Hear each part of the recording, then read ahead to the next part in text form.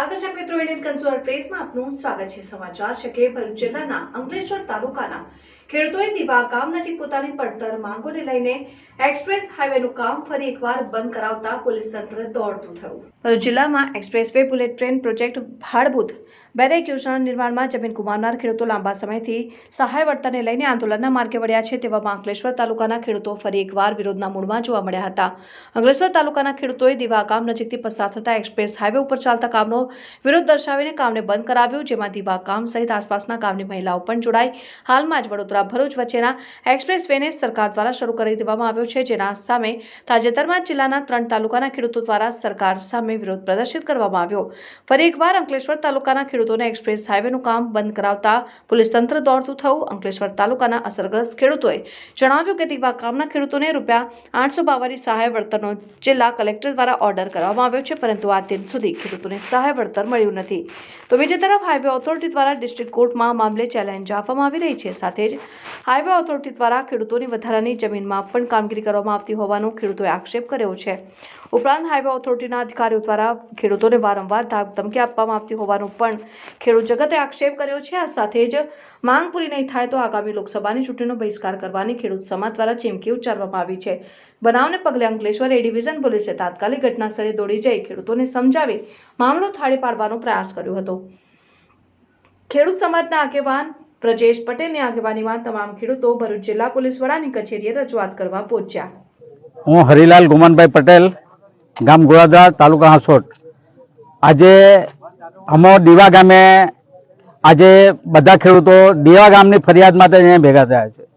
ખરેખર આટલા વર્ષો છતાં NHI દીવા ગામના 19 ખેડૂતોનું હજુ એમને કોઈ માપ કે પ્રમાણ જ આપવામાં નથી આવ્યું।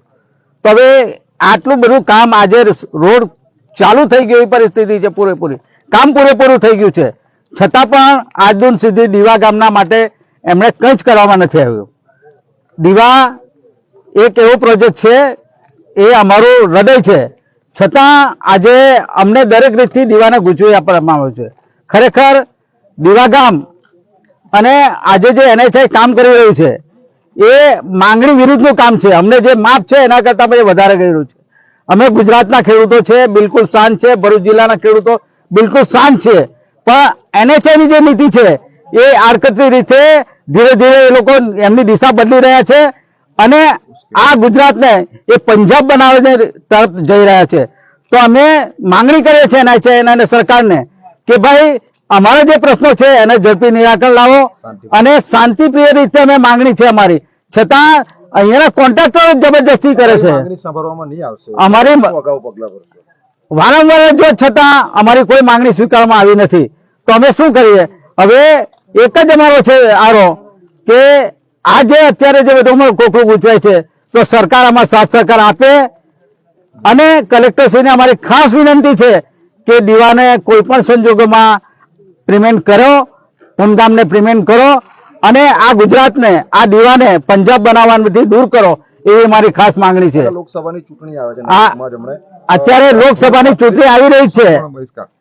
હવે ખેડૂતો મન બનાવીને બેઠા છે। અમારા 38 ગામ છે, 38 ગામ મન બનાવીને બેઠા છે કે એટલા 38 ગામ મત નહીં આપીશું વિધાનસભાની ચૂંટણી, લોકસભાની ચૂંટણીમાં, પણ અમે દરેક ખેડૂતો અમારા સગાવાળાને બધાને ફોન કરીને આખા ભરૂચ જિલ્લાની અંદર કહી દઈશું કે અમે ચૂંટણીનો બહિષ્કાર કર્યો છે।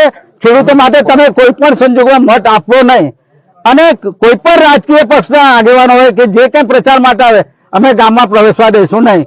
આ અમારી કડક શબ્દોમાં વિનવણી છે। તો આ સરકાર હવે સમજી લે કે આ ખેડૂતો જાગ્યા છે, સુવાના નથી અને અમે અમારા પોતાનો હક લઈને દઈશું અને કોઈ પણ સંજોગોની અંદર હવે અમે કામ કરવા દેવાના નથી અને ચૂંટણીનો, લોકસભાની ચૂંટણીનો અમારો સંપૂર્ણ બહિષ્કાર રહેશે। અસ્તુ।